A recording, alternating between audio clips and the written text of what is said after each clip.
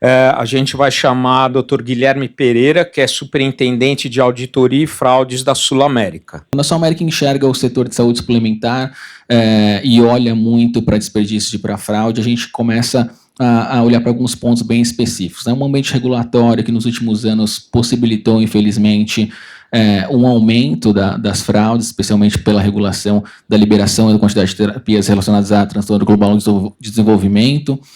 As fraudes e desperdícios que permeiam todas as frentes, a gente vai trazer aqui as frentes que a gente toca, né? Rede referenciada, novas contratações, manutenção de contratos, reembolsos, e um nicho que veio aumentando com o passar do tempo, que é uma judicialização voltada para a prática de fraudes, né? Com associações criminosas bem contundentes e realmente organizadas, com a participação da plataforma até o beneficiário final. A minha apresentação vai muito, a gente enxerga muita falta de conhecimento do usuário. O Dr. Cássio já trouxe aqui o Fabrício, né? Quando a Sul América enxerga de forma com conhecimento, mas tem um grande número que realmente não sabe como funciona o plano de saúde e acaba sendo enganado e gerando um prejuízo.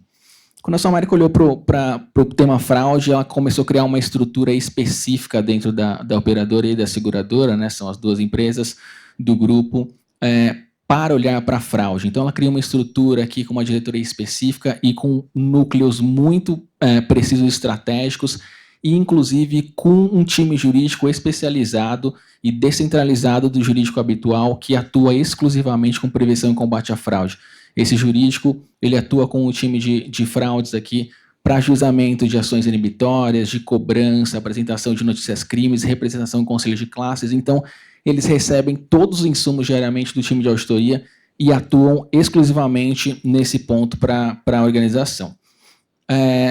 Como eu disse, né, o Dr. Casta mencionou, o reembolso ele teve um boom nos últimos anos, mas a Sul América vem entendendo que tem outras frentes tão importantes e tão fraudulentas quanto. Eu venho até conversando com um colega que vai palestrar no painel também. A rede referenciada é algo que o mercado não olhou muito nos últimos anos, mas tem um volume de fraude significativo, até pela capilaridade de prestadores e pela facilidade que nós deveríamos ter de olhar para esses prestadores e infelizmente não conseguimos. Mas o que nos chama a atenção realmente nos últimos anos, passado o boom do reembolso, que foram implementadas diversas tecnologias, né, desde biometria facial até outras tecnologias que hoje, com certeza, vocês também devem estar olhando para validação de PIX, que hoje o maior número de fraudes está relacionado à falsificação de PIX, o que a gente fala de sinistro eventual por decisão judicial. E eu vou trazer até casos para vocês aqui, quando a gente faz uma comparação do nosso sinistro em reembolso e o sinistro que a gente paga por decisão judicial, ele chega muito perto hoje em dia e num volume assim cavalar de sinistro com uma comparação de beneficiários. Então, a gente tem prestadores que recebem milhões e milhões de reais para um número ínfimo de beneficiários, e isso demanda, para a gente chegar ao contrário do reembolso, quando a gente vai olhar para sinistro eventual, demanda um uso de tecnologia muito profundo e um investimento grande em pessoal, empresas externas de sindicância e outras estruturas. A Sul América, especialmente em 2022, passada a pandemia, a gente sabe que o mercado ficou muito mais fragilizado com a digitalização que foi necessária, né? Então, todo mundo pagando reembolso em 3 dias, 5 dias, autorizações totalmente digitais, o mercado descontinuando o papel, isso possibilitou que o fraudador, em todas as frentes, acelerasse a sua prática, né? E a gente entendeu que só haveria possibilidade de combater e prevenir a fraude se a empresa implantasse uma cultura de prevenção à fraude. Então, hoje, em todos os processos da Sul América, os times estão olhando para o escopo normal, mas também para a fraude. Inclusive, na área de tecnologia, a Sul América decidiu criar uma estrutura específica para tratar e atender só as demandas de fraude, porque não dá para a demanda de fraude concorrer com qualquer outra demanda da estrutura da companhia, tendo em vista a sensibilidade do caso e a necessidade de estancar aquele prejuízo de forma muito mais célere. Então, até comentando que vocês, que eu estava pegando o gancho que eu estava comentando, hoje tem um boom, né, de falsificação de comprovante de pagamento. A gente tem o Receita Saúde, que foi recentemente editado pela Receita Federal, mas que é uma validação exclusivamente pelo app, né? Então, o mercado também vem trabalhando para a tecnologia, a API tem algumas já no mercado para a gente fazer essa validação em massa. Comprovantes de endereço, acho que vocês verificam também, massivamente adulterados, validações necessárias de certidão de nascimento, casamento. Então, a fraude, com a digitalização, ela se expandiu num número cavalar e assustador. Então, a gente criou, basicamente, um ciclo na Sul-América que permeia e bate em todas as áreas, né? Um investimento massivo em tecnologia para a prevenção, porque a gente entendeu e isso era não tinha como chegar, passar por esse aprendizado sem chegar nessa finalização de tem que olhar mais para a prevenção do que combate, porque investimos muito em combate, mas se você não olhar para a prevenção realmente, você corre atrás do ciclo o tempo inteiro. Uma auditoria especializada com aquela segregação de núcleos, né? Com profissionais muito voltados para cada tipo de fraude, um monitoramento de reembolso com todas as ferramentas tecnológicas possíveis e controles pelo time de auditoria e pelo time de reembolso. A Sul-América, acho que vocês viram nos últimos anos aqui também, ela decidiu divulgar muito as suas iniciativas em redes sociais e em mídia. A gente recebia muito questionamento de beneficiários estipulantes, poxa, vocês fizeram as questões, mas vocês não informaram para conscientizar o beneficiário. Então, a gente começou a divulgar muito, o jurídico especializado, como eu falei para vocês, uma avaliação e monitoramento diário da rede referenciada e reanálise de todos os processos internos, visando sempre implementação de melhorias e tecnologias na prevenção e combate à fraude. E hoje a gente tem um ciclo muito definido em relação à nossa estratégia de combate à fraude aqui, né? A prevenção estão nas tecnologias. Então, a gente tem vários canais de origem aqui. Um deles é o sistema da Abrange da Arvo. A gente recepciona o caso, seleciona para auditoria, elabora o dossiê de auditoria, contrato sindicante externo não, mas a Sul-América decidiu que ela vai adotar e sempre adota todas as medidas jurídicas necessárias, em sentido como o Dr. Cássio falou. Então, a gente, como a Sul-América costuma falar, a gente usa a pista inteira, né? Então, notícia crime, ação judicial inibitória para cessar a prática do prestador. Eu ia até falar para vocês, só nesse ano, em virtude das ações que a Sul-América fez, só de reembolso, por decisão judicial, a gente conseguiu frear 155 milhões de reais em pagamento de sinistro por conta de decisão judicial, que a gente comprovou a fraude. Cobramos beneficiários, estipulantes e prestadores por meio de ação de cobrança. E em casos de reembolso, em tempos de regulação, em que há irregularidade, ingressamos com ação de inexigibilidade para que a gente não tenha nenhum problema com a ANS também. E, obviamente, não podemos, e acho que o mercado não fazia muito isso, representações com conselho de classe. Então, a gente foi representar advogados, médicos, fisioterapeutas, e a gente acreditava lá atrás, no começo, que a representação no conselho de classe era algo que a gente não ia conseguir muito êxito, mas que a gente precisava fazer. E, recentemente, a gente vem tendo bons resultados em conselhos, com suspensão, cassação de registros por prática de fraude. Então, a gente sabe que é sempre uma questão sensível para as operadoras apresentar a representação por conta do seu RT, né? Mas vale a pena e a gente precisa que isso seja feito. Se todo mundo fizer, tem a primeira suspensão, na segunda reincidência vai ter uma cassação, ou vai ter uma suspensão mais dura, mas isso precisa ser feito. A gente precisa realmente dessa colaboração que foi dita aqui. E aí eu trago alguns números para vocês. No ano passado, a gente teve um impacto de prevenção à fraude do nosso time de 700 milhões de reais no serviço da companhia. A partir, até junho desse ano, a gente já está contabilizando 600 milhões de reais de saving para a companhia. A gente emitiu aqui, de relatório de fraude comprovada, em 2025, 470 milhões de reais em relatório de fraude comprovada, e a gente fala isso porque a gente analisa o sinistro dos últimos 3 anos do prestador. Mas é um número bem significativo, 470 milhões de reais. A gente também decidiu, até com parceria das entidades do mercado, de representação do mercado, a gente fez várias aproximações com o COAF, e a Sul-América comunica muito ao COAF as transações financeiras suspeitas, porque os volumes são cavalares e muitas vezes envolvendo aquelas fintechs que o Dr. Cássio comentou aqui, né? A gente, nos últimos 2 anos, excluiu 4 mil beneficiários por fraude comprovada, e só nesse ano a gente já pediu a exclusão de mais 4.900 beneficiários por fraude comprovada, e todos estão aqui em esteira de cancelamento. E aí bate muito naquilo que o Dr. Cássio disse também. Hoje as estipulantes são muito parceiras no combate à fraude. Se a gente compartilha realmente a evidência de que houve aquela fraude, a regra é que essa estipulante não só acate o pedido da sua América de exclusão, mas que também faça uma demissão por justa causa do seu funcionário. Nós, do ano passado para cá, iniciamos um movimento de desreferenciamento de prestadores por fraude, com uma auditoria bem intensa, além de todos os casos que a gente faz advertência, estornos e orientações, desreferenciamos 70 prestadores por fraude, garantindo a assistência com o remanejamento desses beneficiários para outros prestadores.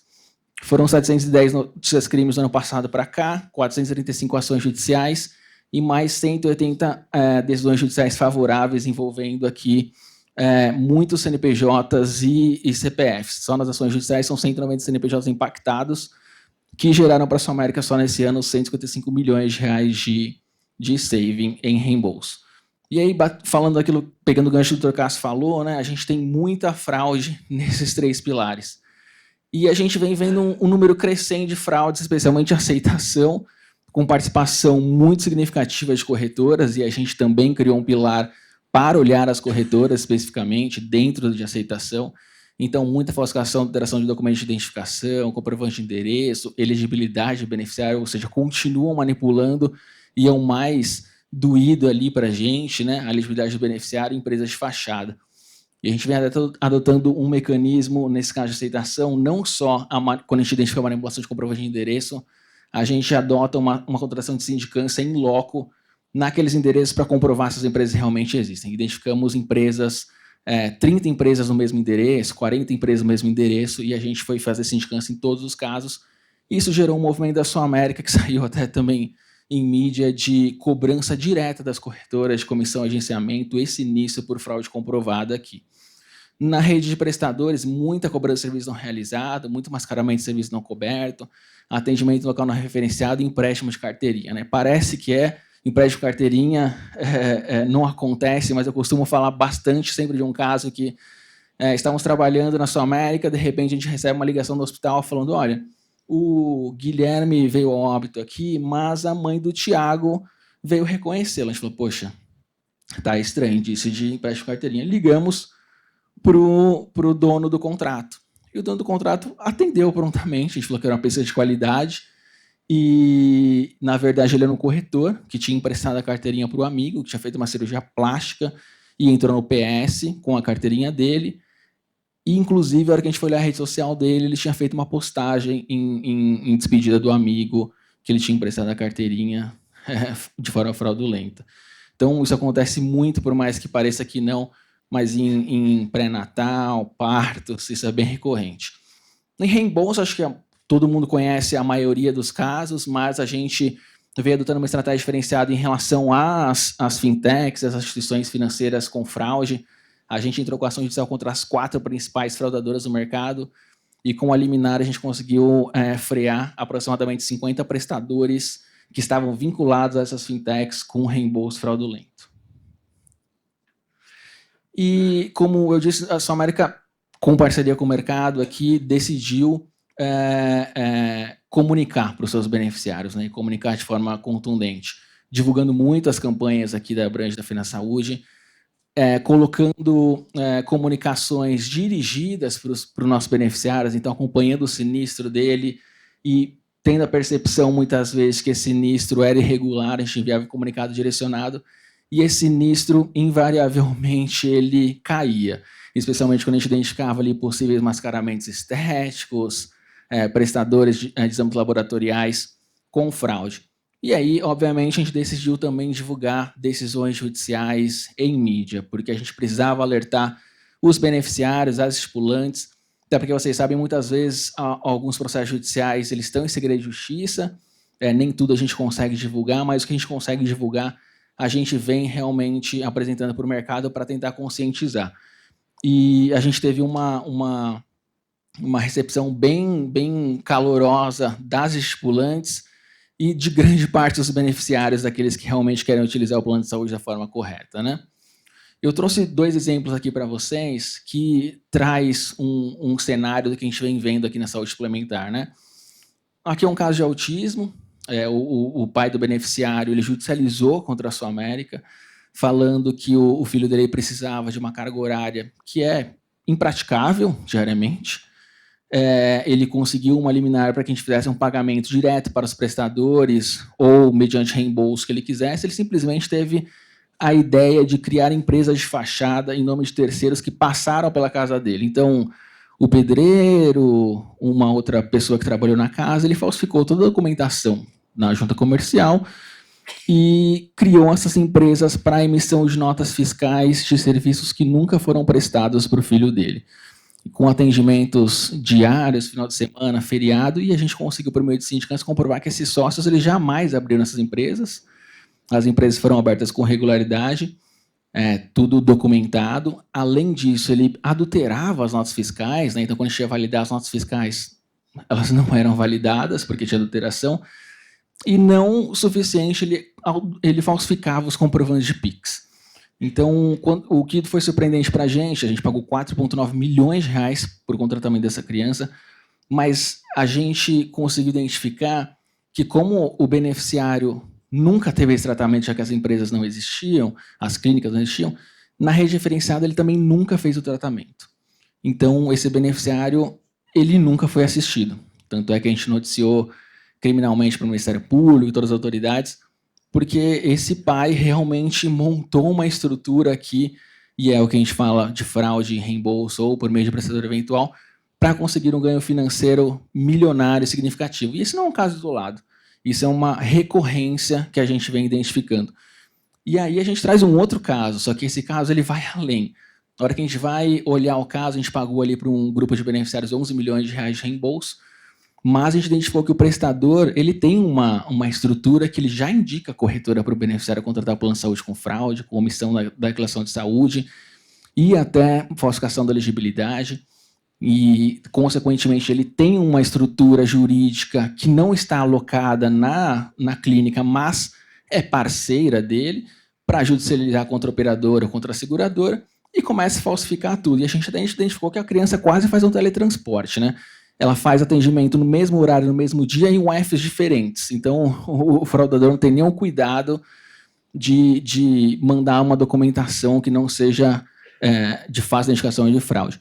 E aí a gente comprova por meio de sindicância uma série de mascaramentos, atendimentos não realizados, e a gente segue com as medidas judiciais. Então, o mercado vem sofrendo cada vez mais com esquemas muito bem arquitetados, com a participação de diversos agentes. E aí a gente chega no sistema da abrange da árvore, né? Por que a gente tem que disseminar as informações? A Sul América faz questão de quem ela identifica e comprova a fraude, a gente alimentar o sistema para que todos os associados tenham a informação precisa do que a gente apurou e que a gente consiga tirar esses prestadores e esses CPFs do mercado, né? Então, a gente aderiu imediatamente ao sistema porque a gente entendeu que era um acesso restrito no ambiente controlado, com informações relevantes de uma prática ou de fraude. As informações que o Fabrício trouxe ali, o detalhamento do tipo de identificação, ele faz com que o time de auditoria consiga dar celeridade à apuração. A gente não tem que começar do zero, então eu já tenho o indício da irregularidade para eu direcionar a nossa auditoria. A possibilidade de ampliação da fraude, além daqueles que são nossos monitorados, pode ter alguém que a gente sempre fala, a coluna da direita, ele está sinistrando mais, eu vou olhar para ele, mas pode ser alguém que esteja no sistema, que não está sinistrando muito, mas ele está começando a sinistrar, ele é um fraudador. Então eu consigo olhar ali, extrair uma informação e já colocar na prioridade. E quando a gente fala de fraude, a Sul América entende que não tem concorrência. A gente precisa retirar do mercado todo e qualquer fraudador. Então a gente compartilha as nossas informações, as nossas notícias crimes quando não estão em segredo de justiça, por mais que o sistema corretamente vede ali o compartilhamento, porque o interesse é muito comum. E tudo isso permeia, no final, para um objetivo que é comum a todos nós aqui, que trabalhamos com um objetivo, que tem o nosso sustento voltado para o setor de saúde suplementar, é a garantia da sustentabilidade do setor. Então, quando, inclusive, você traz aqui, Fabrício, essa nova funcionalidade, eu te garanto que isso vai trazer uma aceleração muito significativa na auditoria. Porque esses controles, normalmente, que são de vínculos societários, eles são feitos por tecnologias que demandam um investimento muito grande das operadoras, grafo, ou então de forma manual. E aí eu te trago até um exemplo de um prestador, quando a gente começou a puxar uma teia numa auditoria, um grupo de laboratórios, mas na verdade a gente tinha identificado que eram 3 laboratórios. Só que depois de um passar de tempo, nós identificamos que eram 175 laboratórios do mesmo grupo econômico na teia. Então, quando você me traz uma relação societária daquela forma, você maximiza a nossa possibilidade de auditoria e dá celeridade. Então, parabenizo vocês pela iniciativa, junto com a Abrange, e aconselho quem não aderiu ainda realmente a aderir, porque colocamos informações bem importantes lá e consumimos as informações que lá estão para que a gente possa maximizar o trabalho da Sul América. E é isso. Obrigado.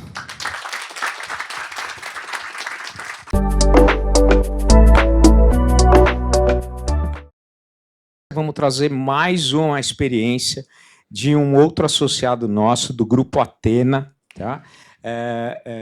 Também é utilizador da nossa plataforma e vai trazer aqui a experiência que ele tem.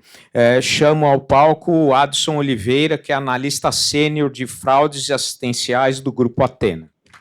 É uma grande honra estar aqui. Só me apresentando um pouco, eu sou o Adson. Meus pais eles se empolgaram um pouco no nome, mas fala Adson mesmo. Eu sou analista sênior na Athena Saúde. E eu já passei também pela Seguros Unimed, pela Sul América, então lá do time do Guilherme, eu já conheço bastante o time de lá, eu sou uma cria da Sul América, né? Então eu aprendi bastante coisa lá.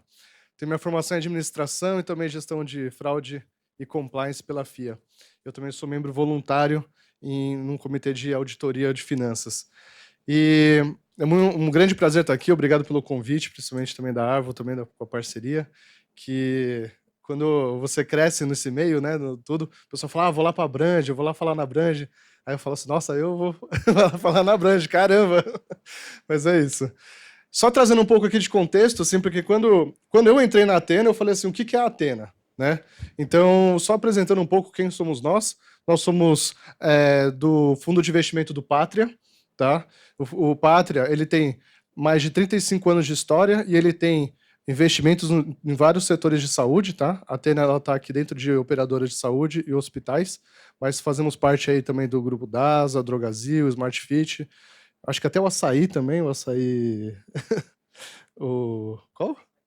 A Qualicorp também, uma fatia. Exatamente, a gente ganha lá e perde aqui na saúde. Mostrando um pouco de big numbers aqui, nós temos mais de 470 mil beneficiários em saúde, nós temos mais de 600 mil beneficiários em odonto hoje, nós temos 12 hospitais próprios, são hospitais da Athena mesmo, com mais de 1.300 leitos, nós temos 44 clínicas próprias em todo o Brasil e 14 pronto-atendimentos espalhados aí pelo Brasil também, somando mais de 1,4 milhões de vidas aí no mercado de saúde, tá? E aqui, onde nós estamos, né? Então, por que a gente não conhece aqui? A gente está aqui, né? Então, mas nós somos um dos maiores aqui, por exemplo, no Espírito Santo, nós temos aqui uma grande parte aqui no Rio Grande do Norte, e temos aqui no Maranhão, Piauí, Paraná e Rio Grande do Sul, é onde nós atendemos. Esses aqui são os nomes dos nossos planos, que é da Humana e do São Bernardo Samp no Espírito Santo. Então, se vocês já viram Humana lá, somos nós, né? E o símbolozinho de alguns hospitais aqui que a gente tem nesses lugares. Mas indo agora para a área de fraude mesmo, né? Para a gente entender, o que acontece, né? Eu estou há mais de 7 anos olhando controles internos e fraudes, e uma coisa que a gente vê no nosso dia a dia, como analista de fraude mesmo, lá no dia a dia, é que hoje é um pouco lento, né? Você fazer uma análise de fraude, principalmente uma análise detalhada de fraude. Então, às vezes, você tem que pegar um CPF, aí puxa a capivara da pessoa, faz um relatório, eu descobri, puxou a teia, que nem o Guilherme falou, puxou a teia, putz, mais um laboratório, olha o laboratório, olha o prestador, tem outro sócio, vai aqui. Então, isso demanda muito tempo para você poder conseguir fazer ali um relatório de fraude bem robusto e bem bacana para você conseguir mandar para o jurídico. Então, olhando essa forma esse desafio, humano, nós pensamos, por que a gente não utiliza a inteligência artificial para poder fortalecer e poder ser aplicada no nosso dia a dia de investigação de fraude? Hoje, muito se fala de inteligência artificial e a gente está tentando, a gente começou esse ano a olhar e falar assim, o que a gente pode fazer para que a inteligência artificial melhore? Eu até brinco assim, o que a minha equipe pode fazer lá da melhor forma possível para a gente conseguir maximizar a identificação de fraudes.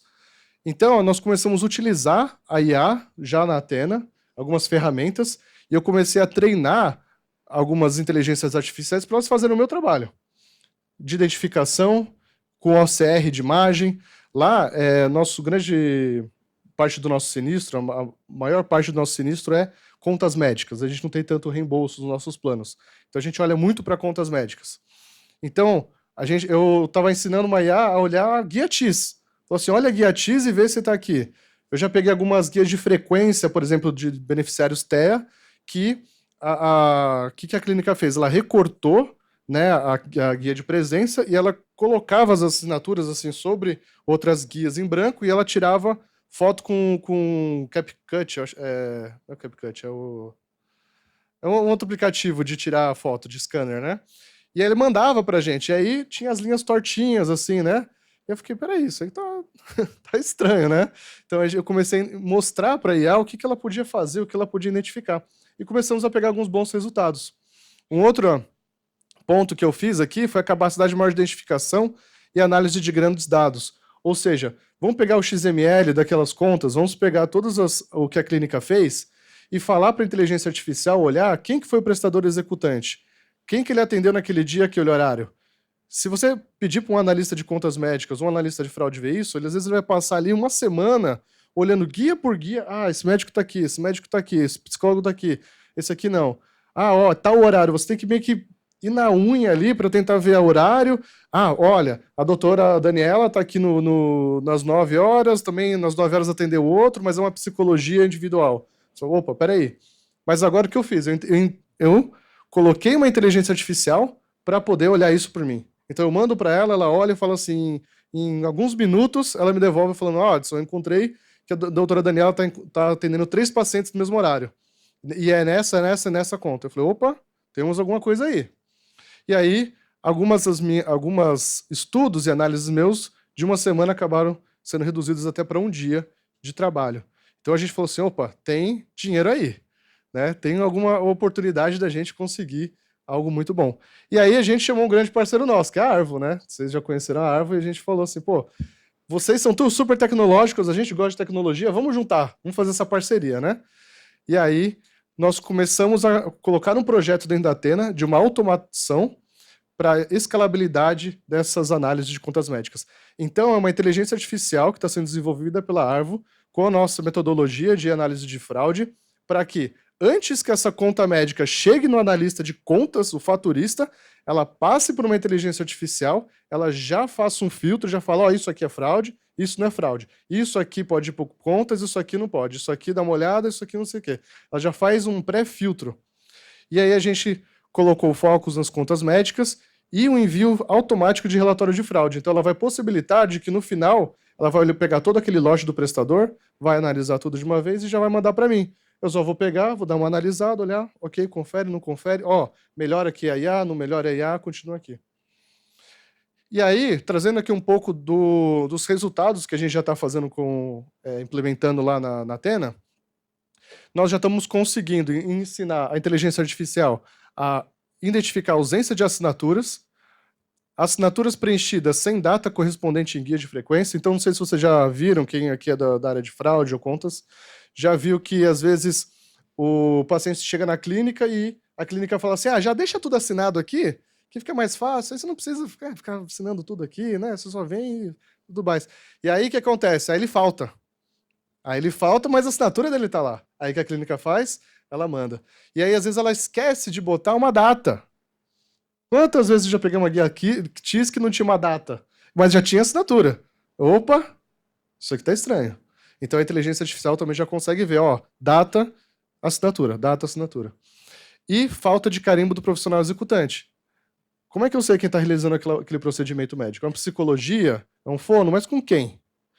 Né? O porquê que a gente colocou esse ponto aqui, ó, do profissional executante, eu peguei um caso lá no Espírito Santo que a clínica, a dona da clínica de TEA, ela era uma psicóloga e ela estava contratando estagiários para poder realizar os procedimentos de psicologia ABA.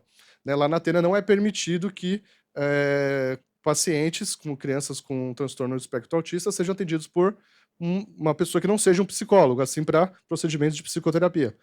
E aí a gente percebeu que ela tinha uma psicóloga na guia, na clínica, e 20 estagiários. Aí chegava no final do mês, ela sentava na mesa e fazia plaque, sabe? E aí ela colocando tudo, assinando tudo. Aí quando a gente foi ver, falou, nossa, ela fez 32 sessões ABA num dia só. Devia vender curso de como melhorar o dia, né? Produtividade do dia. Eu falei assim, sensacional. Um dia eu peguei, era 28 num dia só, né? Era 28 terapias ABA num dia só. Eu fiquei assim, uau, é coisa. E aí ela tava cobrando o quê? O código de terapia individual de psicologia ABA. Aí você fala assim, opa, tem alguma coisa errada. Então a gente colocou esse ponto aqui porque é muito interessante pra gente. Eu vou mostrar aqui algumas guias, tá, que eu trouxe.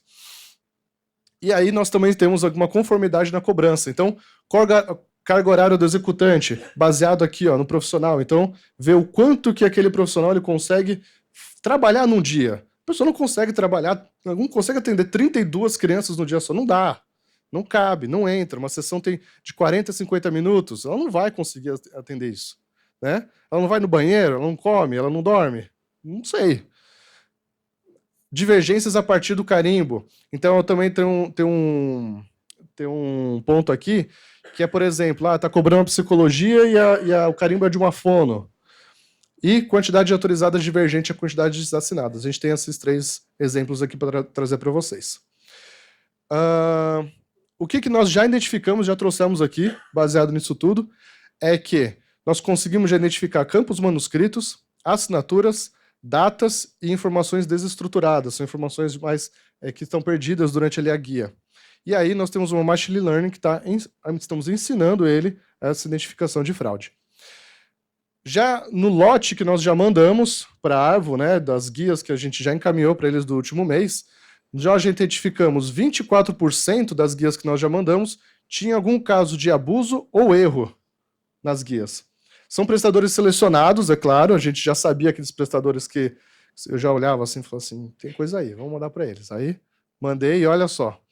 E aí nós temos aqui 24,7% de economia com pagamentos indevidos. Então, se você pensa que numa escala de R$1 milhão, você tem aí mais de R$200 mil de economia com fraude. Você consegue aí evitar um sinistro. Esse aqui é só um pouco, né, de como funciona o modelo, né? Que ele equilibra a precisão, ele tem aqui uma proporção de previsão. Então, assim, a precisão da plataforma está de 92%, e ela tem uma capacidade de identificar ocorrências reais. Então, nós estamos com um número muito bom. Isso aqui como é machine learning, a gente vai cada vez mais ensinando, melhorando e crescendo. E aqui trazendo os casos em si, que o time já pegou. Nós temos aqui uma guia TIS, tá? E aqui nós temos ele já consegue identificar, por exemplo, um carimbo que está um carimbo rasurado ou um carimbo inexistente. Então, nesse caso, se não tivesse nenhum carimbo, ele também iria apontar para a gente. Mas esse ponto aqui é um carimbo que está rasurado. Então, nesse caso, ele mandaria para um analista dar uma olhada. Isso aqui é um campo de ilegibilidade. Um outro ponto aqui que ele já consegue pegar é a quantidade de sessões. Aqui está um pouco pequenininho, mas aqui está um número 6, tá? E aqui eles estão pedindo 8. Então, eles colocaram 8 sessões aqui realizadas, mas que a gente tem autorizado para eles, que veio no nosso sistema, são 6. Eles estão pedindo 8, então a gente já consegue realizar a glosa de 2 sessões aqui que não estão autorizadas no sistema. Isso sem passar por um analista. Então ele mesmo, a própria inteligência artificial já consegue barrar isso antes. E por fim, aqui também temos uma cobrança de uma psicologia, uma sessão de psicologia individual, e aqui a gente cobriu, mas aqui o carimbo estava como de uma fono. Tá? Então, nesse caso aqui, a gente pegou uma fono cobrando. Não sei se foi o caso, né? A gente até suspeita aqui que seja, por exemplo, deu para a secretária se embananou lá com os carimbos, e aí ninguém se atentou e assinou. Isso acontece, né? Acontece, mas nesse caso também já valeria uma glosa também, porque o profissional executante não condiz com o procedimento que está sendo realizado aqui. Muito bom. E aqui, olhando pelas cargas horárias, né? Profissionais que têm mais de 14 sessões no dia. Então aqui a gente identificou, por exemplo, dias, né, do profissional. No dia 7 ele realizou 31 sessões. Então é aquele ponto que eu falei, que ela já consegue também identificar um profissional que está trabalhando muito acima de uma carga horária que um psicólogo aguentaria ali, algum recurso humano que ele conseguiria fazer tudo isso. A gente colocou uma data de 14 sessões, a gente ainda colocou um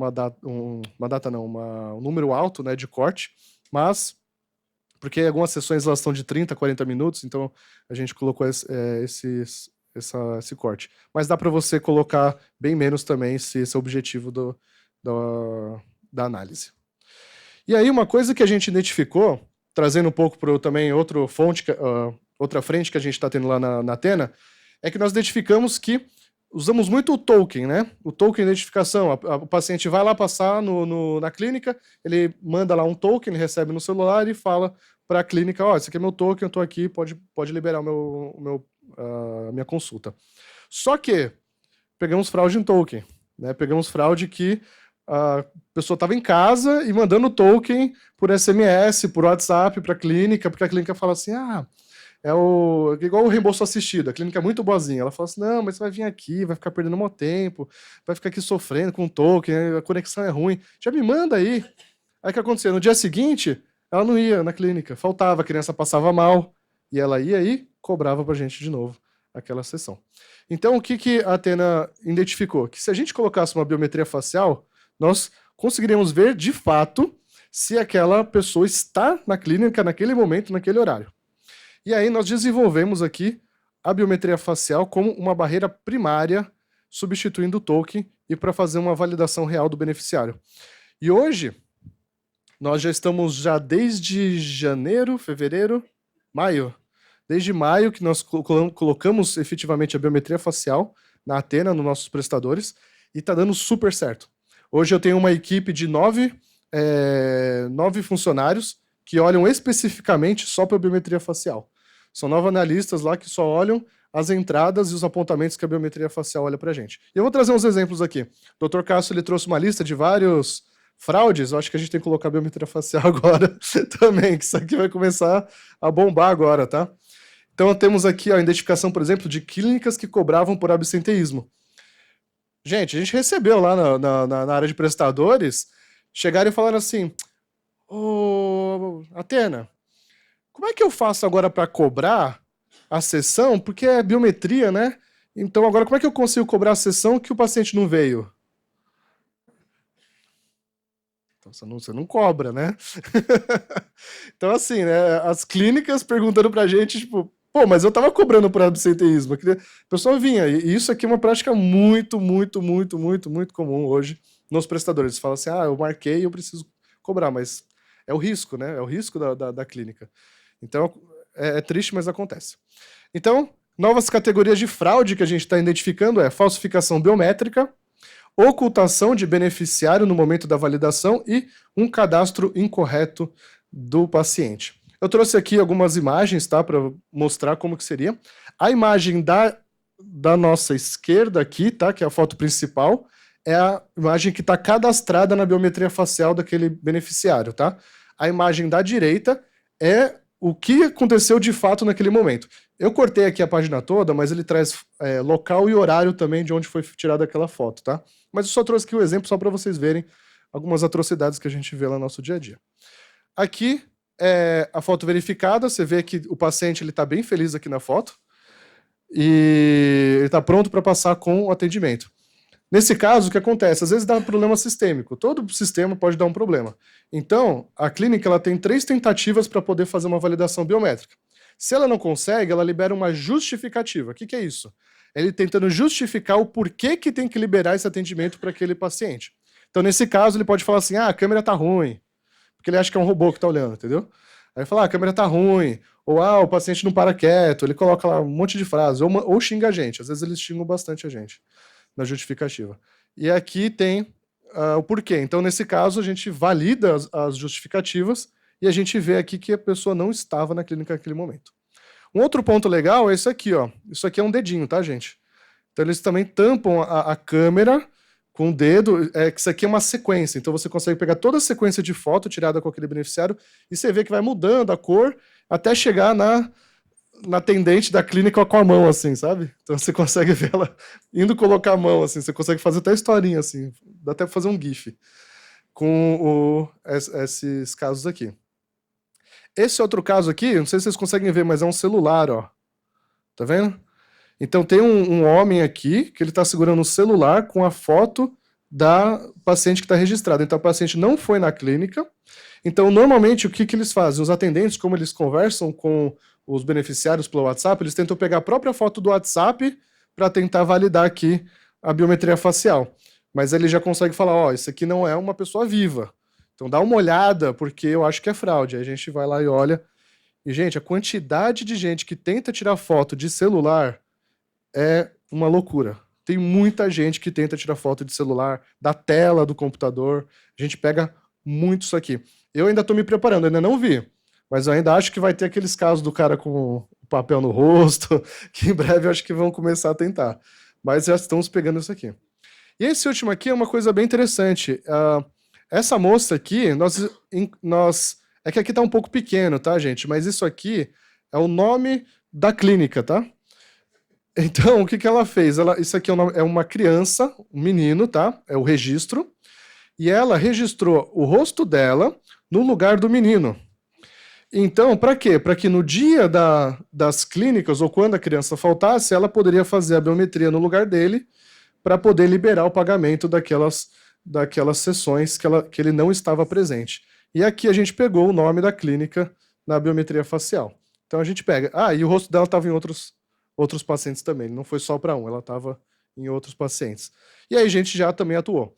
Então nós mudamos, baseado nisso aqui, a gente mudou também algumas regras de negociação juntos com os prestadores. A gente colocou algumas outras regrinhas do tipo, eu vou te glosar o que você fraudou. Na segunda vez, vou glosar o mês inteiro. O strike 3, vou te desreferenciar. Não sei, a gente ainda está viabilizando. Como é uma coisa muito nova, né, vai de caso a caso, mas estamos glosando todos os procedimentos que a gente identifica algum problema com biometria facial. Então, isso aí é algumas novas fraudes que estão chegando aí no mercado agora, tá? E onde que nós entramos aqui com a Abrange nisso tudo? É na plataforma do gestão de prestadores, né? E o que ele ajuda a gente? Não sei se vocês já viram, mas já incluíram lá desvios de biometria facial, né? Já tem um novo tópico. Eu até pedi para a Alexia, né? Eu falei assim, coloca lá, porque vou começar a colocar um monte de casos de biometria facial lá. Então hoje já temos, né? E eu gosto muito dessa plataforma, porque ela traz esses dados compartilhados entre operadoras, entre seguradoras, o que facilita muito a nossa gestão ali das fraudes. Tem um ecossistema de confiança, porque eu sei, por exemplo, que não é qualquer pessoa que está colocando essas informações lá, mas é o time do Guilherme, por exemplo, que é de fraude. Eu sei que eles vão colocar uma coisa que faz sentido, eles sabem que eu que estou colocando, que eu sou responsável de fraude e assim por diante. E uma possibilidade de parcerias, ou seja, se eu estou com problema com o prestador, o Guilherme está com problema com o prestador, a Mil está com problema com o prestador, por que a gente não vem aqui na Abrange, se junta todo mundo e a gente faz um processão? Né? A gente junta forças para conseguir atuar em cima desses prestadores. E como que a gente utiliza lá? Nós temos uma visibilidade ampliada do que está acontecendo, então a gente consegue ali filtrar, gosto de como a gente tem nossas redes só em alguns pontos do Brasil, por exemplo, Maranhão. Então o que eu gosto? Eu gosto de ir lá, filtrar Maranhão e falar assim, o que tem aqui? Será que tem algum prestador meu aqui envolvido? Um controle melhor de demandas, então o que já tenho lá? Eu gosto de colocar coisas que eu ainda estou em investigação na plataforma. Você pode colocar lá uma flagzinha que está em investigação ainda e não é uma fraude comprovada. Você pode ver um risco de mercado, ou seja, se uma área de prestadores vai credenciar um prestador novo, eles conseguem dar uma olhada, a gente consegue olhar para eles, para ver se aquele prestador já teve algum caso de fraude e se faz sentido para a operadora aceitar o risco de credenciar ele ou não. e acompanhar também as reincidências, ou seja, às vezes eu coloquei um caso lá e algum tempo depois acontece de novo. E aí, aqui a plataforma é ótima para eu conseguir registrar isso e ver se vai ter uma outra frente ali, se teve algum outro acontecimento. Nós usamos bastante lá a gestão de prestadores, e eu brinco, né, que eu fico sempre no pé da Alexia, da Tati, né, do time da Arvo, que eu falo, coloca tal coisa, coloca isso, coloca aquilo, né, melhora isso. Mas é isso aí, eu acho que tem tudo para explodir essa plataforma e ajudar a gente com essa gestão de fraude aqui. Gente, é isso. Muito obrigado a todos. Eu deixo aqui meus contatos também, se alguém quiser entrar em contato. Mas é isso. O que eu deixo como um pensamento nesse final é que, vendo assim essa nova fraude em biometria facial, um chefe meu já falou assim, o fraudador ele nunca vai deixar de ganhar o dinheiro dele, né? Ele sempre vai encontrar um outro jeito de conseguir o dinheiro dele. Então a gente sempre tem que ficar procurando novas tecnologias, novas frentes e nunca ficar parado, porque se a gente ficar parado, eles não vão ficar parados. Eles vão ir, eles vão dar um passinho à frente, a gente tem que correr para a gente conseguir travar eles. Gente, muito obrigado pela oportunidade. É isso.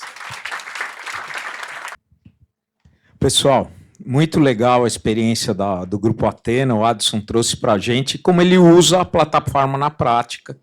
Acho que é muito legal. E da foto, Adson, com um prontuário eletrônico, né? O que está acontecendo em algumas clínicas? Muitas vezes o paciente chega de boa fé, olha, vamos preencher sua ficha aqui do prontuário eletrônico, faz uma pose para a foto, dá um sorriso, traz o seu rosto para frente, coloca ele um pouquinho para trás, para o lado.